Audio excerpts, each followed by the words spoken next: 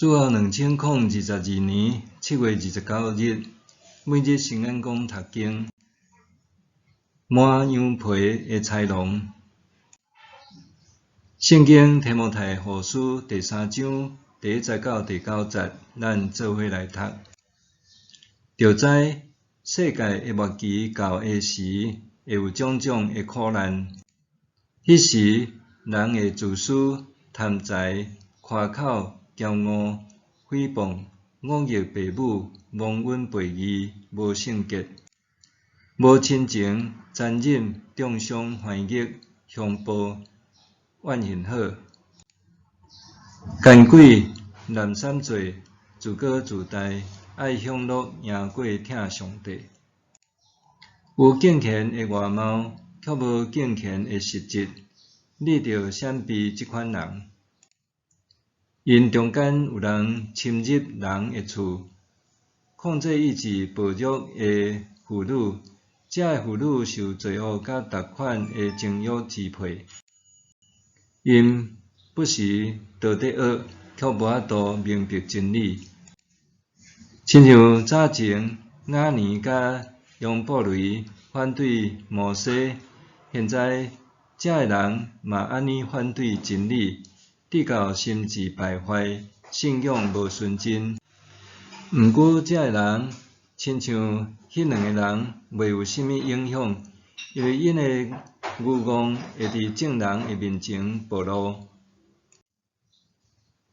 满羊皮的豺狼，满羊皮的豺狼，即句话出自伊莎寓言。故事讲，一只豺狼瞒着羊皮，混入羊群内偷食羊，落尾还是互饲羊仔的人发现出来。即句话常常用来比喻暗中做歹代志的伪善者，因伫台面顶，无论谈吐还是行为，看起来都真互人称赞，私底下却做侪侪袂见得人、伤害人的代志。拄亲像俗语讲的，知人知面不知心。伫生活中，咱真学得去分辨即款伪善者，往往因为过度相信因，直到最后才发现因凶恶的真面目。不过，迄时咱早已经受伤害啊！其实，咱也可能诚做即种人。伫教会中，咱可能因为有文士才能，常常热心服侍，受人看做是好的基督徒。不过，咱内心其实清楚，家己的性命并毋是遐尼好，甚至伫私底下，咱也做真侪毋好的代志。伫提摩太后书3章1节到9节，保罗差不多拢在讲人性对立的一面，特别伫第5节，保罗讲到真侪人有敬虔的外貌，却无敬虔的实质，提醒提摩太着闪避即种人。这也提醒咱反思，基督徒身份其实只是咱的宗教外衫，若欠缺信仰的实质内涵，也就是欠缺敬虔，咱私底下的生活可能是互人袂看口一个。保罗指出，即类的人毋简单只顾家己，搁较是爱享乐赢过疼上帝，所以伊直接排列因的真侪歹行恶状。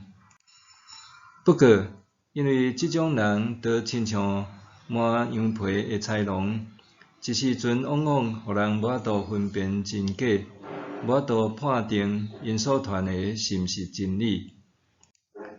伫第6节到第7节，保罗就提到，当时有一寡妇女想要认捌真理，却互这个表里不一的人迷惑，互因犹原受罪压制，伫生活中互逐样欲望支配。对这通看出，即种人毋但家己陷入罪，也拿阻别人追求真理。这人因为外表道骨先锋，搁较互人学得提防，所以咱爱谨慎防范遐个满嘴信用语言，却是伫人个面头前一套，伫人个骹脊后阁是另外一套个人。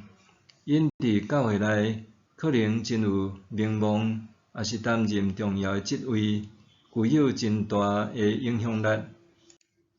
一旦因的真面目最后受揭穿，往往会致使有人信仰跋倒，甚至互人对基督信仰感觉失望，从此离开教会。